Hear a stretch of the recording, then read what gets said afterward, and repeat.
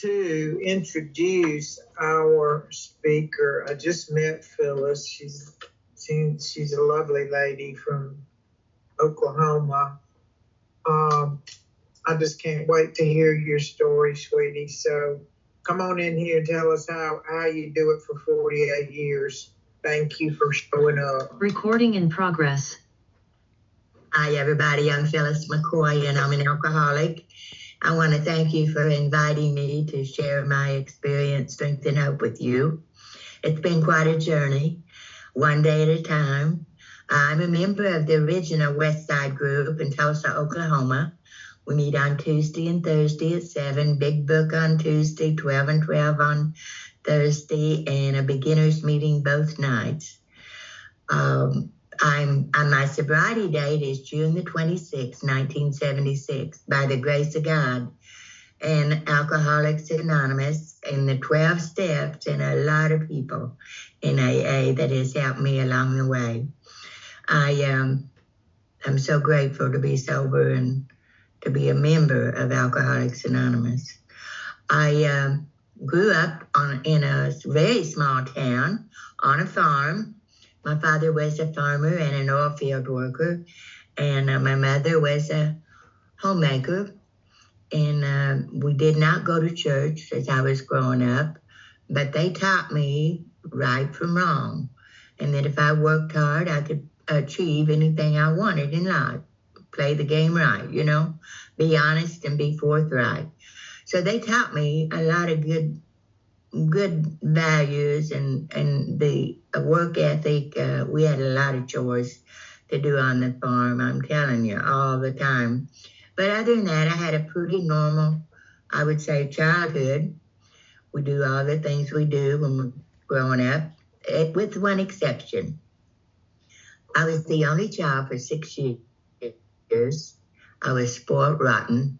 And then these other siblings started coming along. Now, I didn't resent them, but I resented my mother. Oh, my. Why wasn't I enough? They say selfishness and self-centeredness is the root of our problem. Well, it started with 6 years old, and it grew like a weed. I was just a real brat to my mother. I'll have to admit that today. I was. And I just everything that happened was her fault. So when I was 14, I got a work permit. I went to the next city and started working during the summer. And I did that every summer. And at 17 now, I met Mr. Right. And I fell head over heels in love. And he was in this service, and they shipped him off to Germany. And I went to my dad. My dad was very much against me getting married. He was very strict. But he finally agreed, and I went to my dad and I said, I want to go to Germany. He said, no way. And I went to a travel agency and I figured out all the costs and the way to get there and the passports. And I went back to my dad and I said, well, I have made all these arrangements and I want to buy the money from you. And he eventually agreed. So off I went to Germany. And I'd never been out of that little old town, so it was quite an experience. And, of course, in Germany, they had that great German beer. But we didn't have a lot of money to travel or to drink because we were paying back my father. Fast forward 2 years, come back home. At 19, my daughter is born. Now, like I told you, I didn't go to church, but she was so perfect. I just knew there was a creator, and I was so happy. Everything was good. Now, my father is now, I think he was 46, and he was in a car accident, and this was the first time I prayed. He was my best friend, but he died, and that was my first resentment against God. And everything that happened to me from that day on, I blamed God. You got to blame somebody. And I was broken. And then my husband, when Gail was 3, he asked for a divorce. I was heartbroken again. And I moved to the big city of Tulsa, Oklahoma. I went to Drawings Business College and took accounting and got a little another little job. I just existed, is what I did.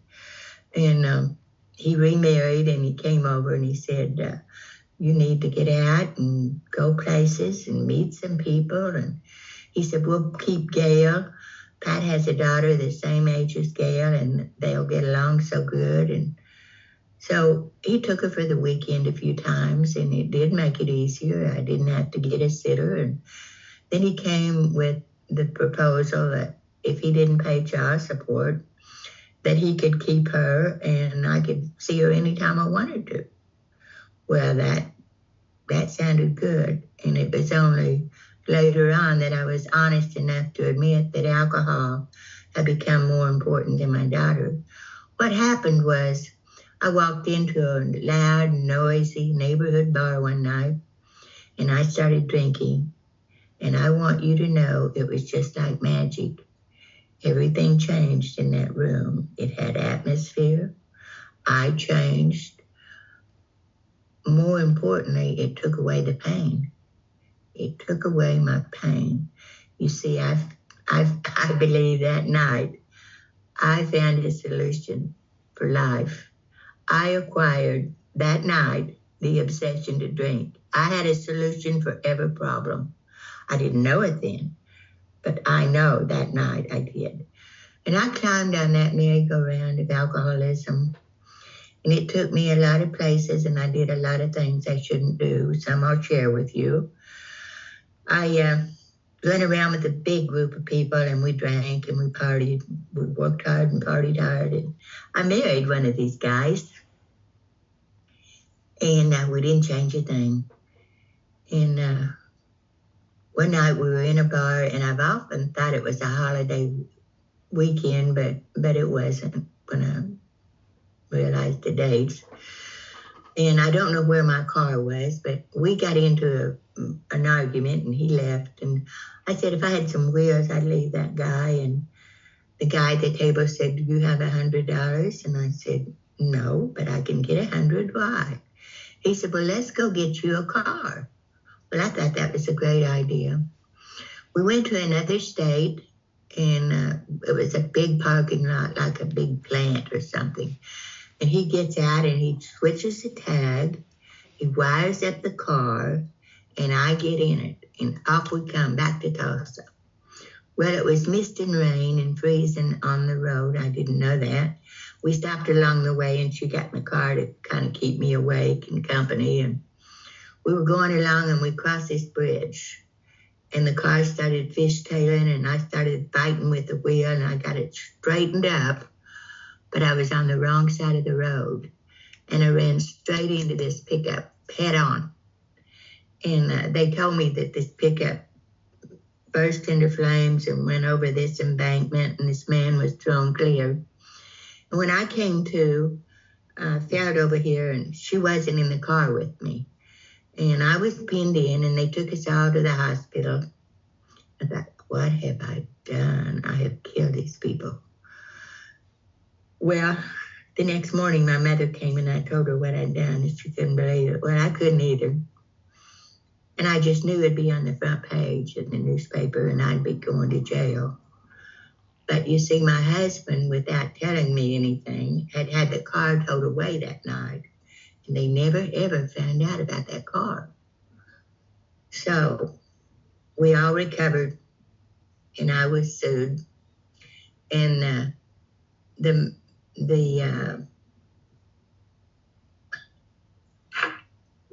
guy, my husband, had all of me he could stand. And he took me back to the farm. And I thought, oh my gosh, mother again, you know. But I got reacquainted with my brothers and sisters, and it wasn't so bad. And I finally talked him into coming after me, and he did. And we tried to make it, but it just wouldn't work. And I really talked to myself while I was up there. You are getting in a lot of trouble. You are losing control. You need to stop this drinking all the time. I really talked to myself, and I had every intention when I got back to Tulsa to do that. Well, one night I walked into another bar, and at the end of the bar was this guy like this. and someone introduced me to him, and it was Joe. And I said, gee, Joe, he was so handsome. I said, gee, Joe, you look like my third husband. He said, my God, how many have you had? And I said, 2. Well, he kind of stayed away from me, and then I'd make him speak to me, And then one night I left the bar, and he was passed out in the car. So I knocked on the window, and I said, Joe, I'll drive you home and get someone to follow me and bring me back because you'll get thrown in jail. So I drove him home, and then, of course, we became friends, you might say, and we started dating. And we were married. We didn't change a thing, drank every night. Now my daughter is 11, and she wants to come and live with us. She had met Joe, and she liked him, and I was so excited. So she came to live with us, and I said, Joe, we've been drinking too much. He said, yes, we have. He said, I tell you what, I'll buy a little cabin on Grand Lake, and we can be a family. Every weekend we'll go up to the lake and be a family. And that sounded wonderful. Well, I'd go by the liquor store on Friday evening and get the booze and go home and mix up this little jug of ice water. And we'd pass that back and forth. And by the time we got to Grand Lake, we'd be drunk. And that's the way we raised my daughter. And she couldn't wait to get away from us. She graduated when she was 16 and married when she was 17, rightly so. And now it's his fault. All of a sudden, we can't get along and we can't drink together. So we split up Tulsa. He takes the north and west, and I take the east and south. Occasionally, we would run into each other, and there would be other people involved. And then we were divorced. We were married in 76, and we were divorced in June of 1973. In November of 73, Joe called me and wanted to know if he could come over and have coffee. That he'd like to see me. So he came over, and there he stood, fresh-skinned and glowing. There was something about his eyes. He was so different. I was so curious. He was so nice. He did that a couple of times. He said, I've discovered I'm an alcoholic, and I'm going to AA. And he said, my sponsor and his wife are going to Shreveport, Louisiana to a conference. Would you like to go? But I didn't want to go, but I heard myself say yes. And I went to that conference, and I heard this lady speak by the name of Marion M. from Florida. I've never heard of her since. And I started crying. Now, you couldn't make me cry. I'd become so cold and so hard-hearted. She made me cry. And I realized that if I didn't straighten up, I was going to end up just like her. Anyway, we come back, and his wife wanted me to go to a few Al-Anon meetings, and I did. I'd go to Al-Anon, and then I'd go to the bar. And I thought I'd rather be in Al-Anon because it seemed like it was perfectly acceptable for them to drink. And anyway, I did that a couple of times, and this one lady said to me, Phylis, did it ever occur to you that you might be in the wrong program? Well, what did she know about drinking, I thought. So anyway, I never went back, and I just continued drinking, and he never knew how he was going to find me. So he said, what in the world is wrong with you? And I said, it's because I'm not working. So he said, I'm going to buy a Coney Island for the kids, and you can just go out and get the money. I said, okay, sounds good. Well, he was gone every night. He'd come by and help us, and then he'd go to a meeting, and I resented the tar out of it. So I'd lock that door, and I'd start drinking. And, of course, I didn't know when you start drinking, there's no telling what's going to happen. I couldn't drink, and I could not drink. We went to a conference, and I talked about my drinking to Alabama Carruthers. She said, Phylis, a normal drinker never entertains a thought whether they're an alcoholic or not. And she said, nobody can say whether you're an alcoholic. But if you are, you can get off. It's like an elevator. You can get off on any floor, or you can take it all the way to the bottom, which could be jail. It could be a wet brain. It could be death. Anyway, I didn't like any of that. So I kept going to these open meetings with him on Friday night. And it began not to work for me. I would not get that sense of ease and comfort. I'd sit and get on these crying benches. We went to the meeting one night, and we had sold our business. I didn't realize that he had about all of me he could stand, but we had sold the business that night. And he had the check in his pocket, and I got up and got a desire to stay sober. It was just like I was watching myself get up there and do that. And I thought, what in the world have I done? I couldn't imagine my life with alcohol or without it. And so I'd go to meetings. I went to a lot of meetings, sometimes at noon, and we'd go every night. And I thought I was doing the deal by going to meetings. You know, they say meeting makers make it. Well, that's important, but it's the step takers that make it. And one night I'd gone to the furniture store and it was closed, so I missed my old friends at the bar. And I walked in and she set me up a drink and I drank it. And I closed the bar. The next day I told Joe what I'd done. And he said, it's no surprise to me. You haven't got a sponsor. You haven't worked the steps. You haven't done anything but take up a chair. And you can sit in a meeting from now on.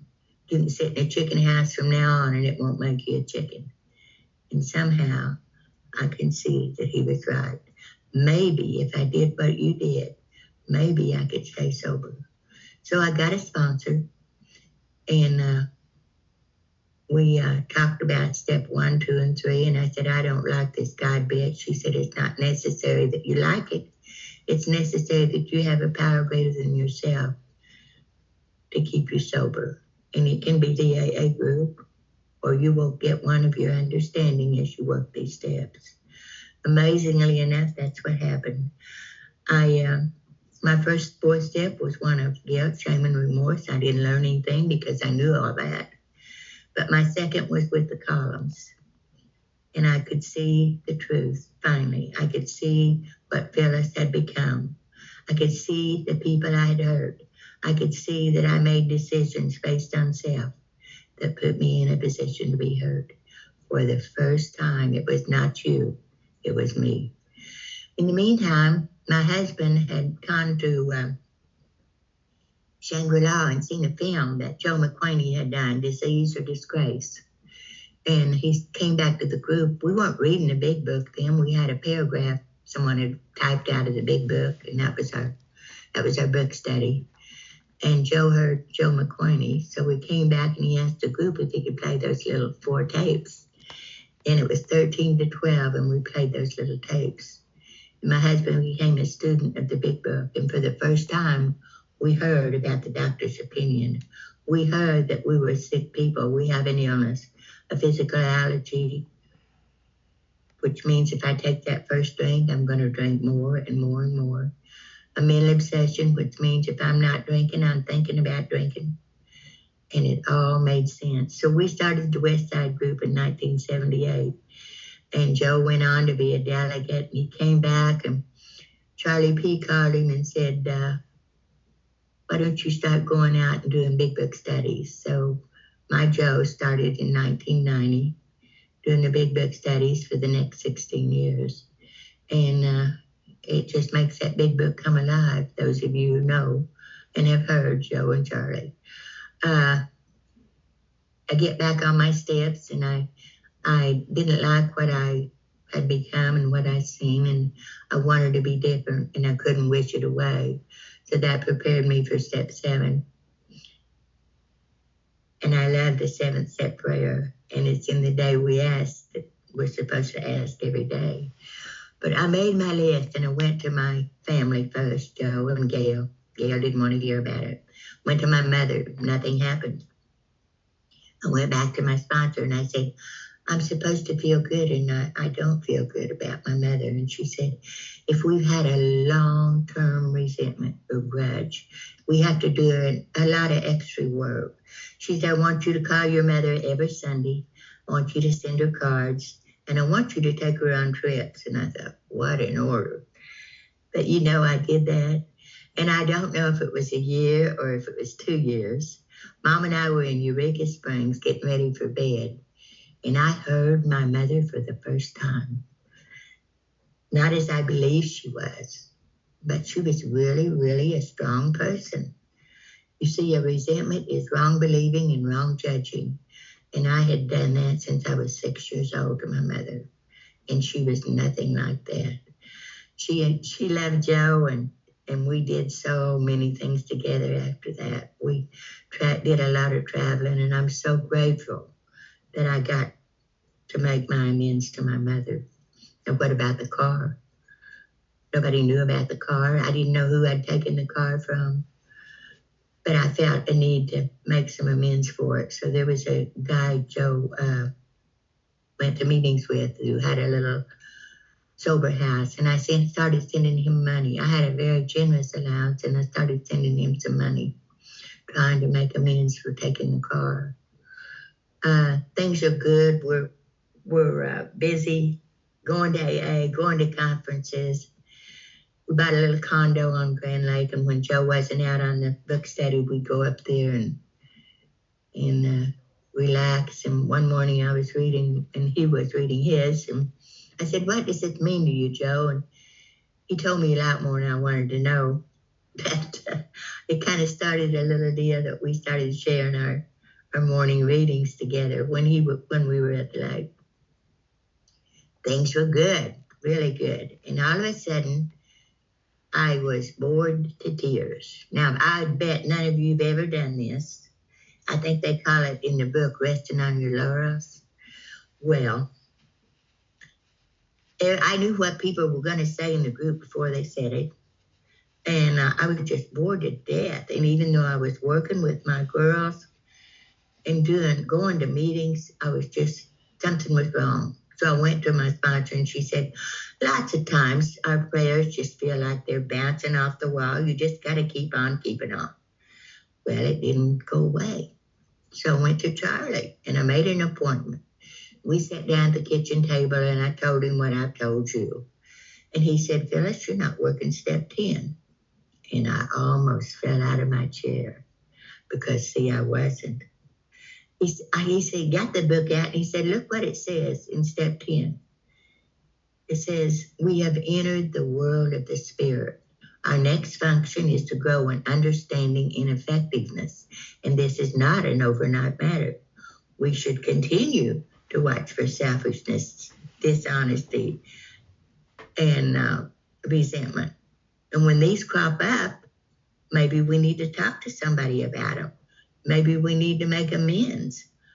We need to work step 10 because it's working step 4 through 9. And it's a walking around step. It's a daytime step. And he said, then when you retire at night, what do? You ask God if you've been loving and kind to all. What could you have done better? Were you doing your will or his will? And maybe you need to talk to somebody. Again, it's an inventory. 10 and 11 are working on Phyllis. Finally, I got that. Today, I can do 10 pretty easy. I call it the 5 W's. Who am I upset with? I know why. What basic instincts is threatened or interfered with? What have I done, if anything, to set the ball rolling, if anything? And where was I selfish, dishonest, self-seeking, frightened, inconsiderate? Where? May have just been my pride that day. So I can do this in the car. I can do this any place. I have become very much aware that my behavior to others is so important. Love and tolerance of others is our code. And what about step 12? You know, I got my first girl when I was about 9 months sober, and I wasn't reading the book. I did everything wrong. And it gives me exactly clear-cut directions on how to work with another alcoholic. So that's what I follow today. And I love working with others. I sponsor a lot of women, and they keep me in the book. They keep me in the meetings. They keep me in the middle. And I love Alcoholics Anonymous. My husband got very ill. We had been on a cruise, and he'd had oysters in the half shell in New York and Nova Scotia, and he lost his hearing, and the ear started bleeding, and I thought he had the flu. And we get off the ship, and I take him to the hearing doctor in New York, and he says, well, he can travel home, and I can't do anything about the flu. Well, the next morning, I didn't realize how sick he was. And the next morning, he was incoherent. So I took him to the hospital, and he had meningitis. He lost his memory. Now, he was in intensive care for about a week, and the doctor said, I think his memory will return. It's going to be slow. But we would go to meetings, and Joe couldn't hear, and he couldn't remember. And we didn't miss a meeting because he remembered he was an alcoholic. And then he gets over that, and he tells Charlie, this is in 2006, that he can't do any more big book studies because he didn't feel like he was well enough or could remember enough to do them. So he quit doing the big book studies, but we kept on going to conferences and going to AA meetings, and life was good. I got involved in service, and I became the Oklahoma area delegate, and that was a great experience. Then in 2012, Joe got very sick, and we went to the doctor, and he had lung cancer, inoperable lung cancer. So he had all the treatment that they do. And then in 2013, they said, we've got it all, and we were so happy. And then in June of 2014, he gets sick, and it's brain cancer. And he does all the treatment that you can do.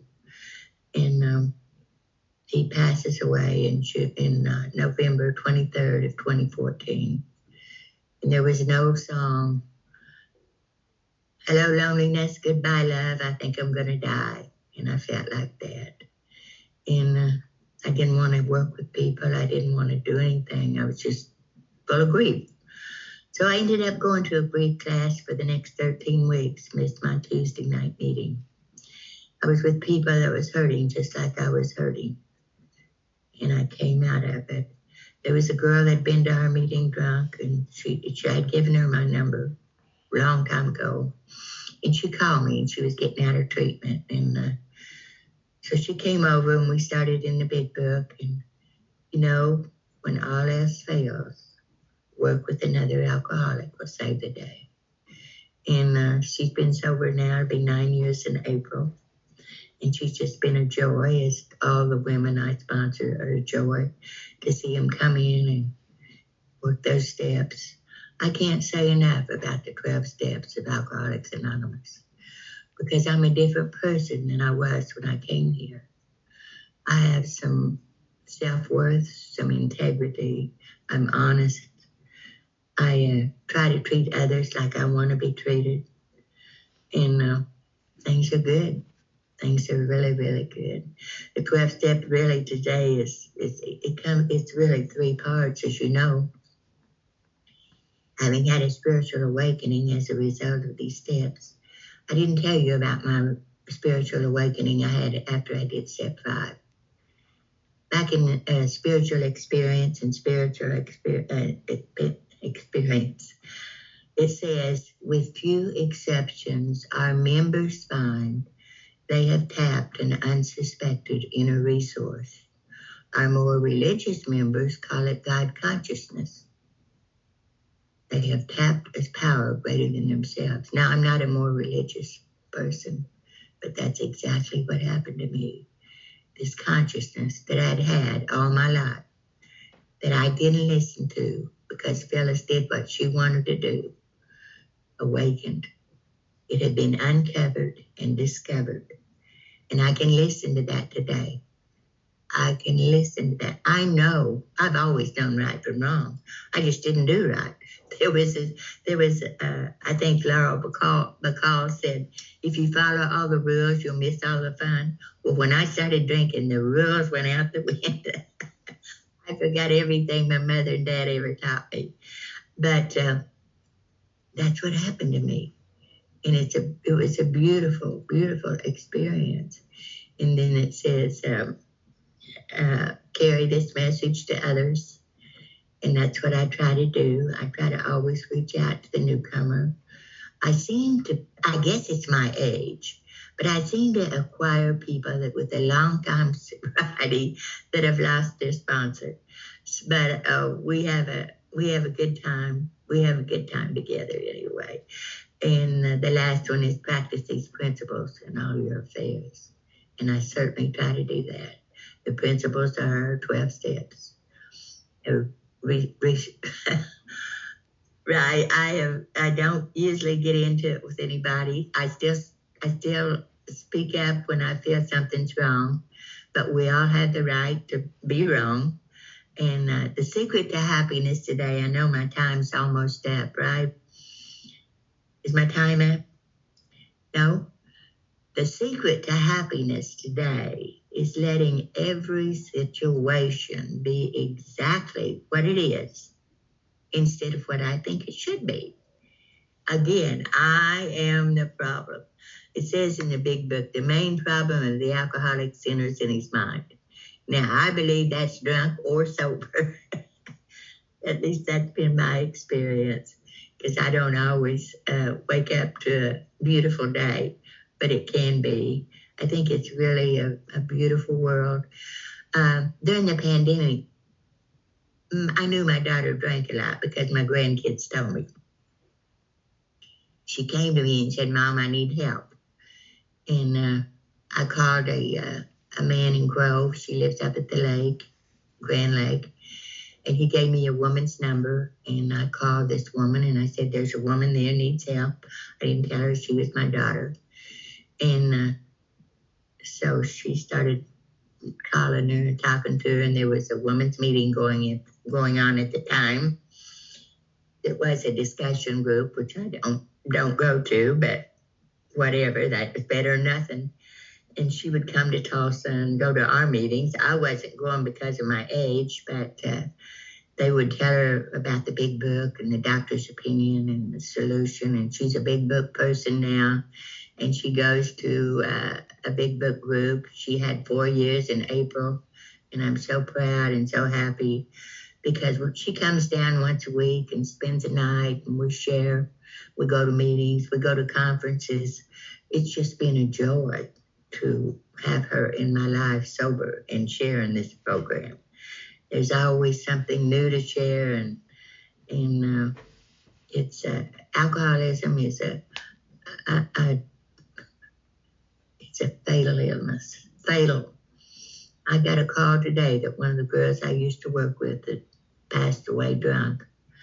And I hadn't heard from her in some time. So I believe everything they say about it, and I don't want to ever go back. I love being sober. I love AA and all the people I've met from all over. And it's just a wonderful world. A wonderful world.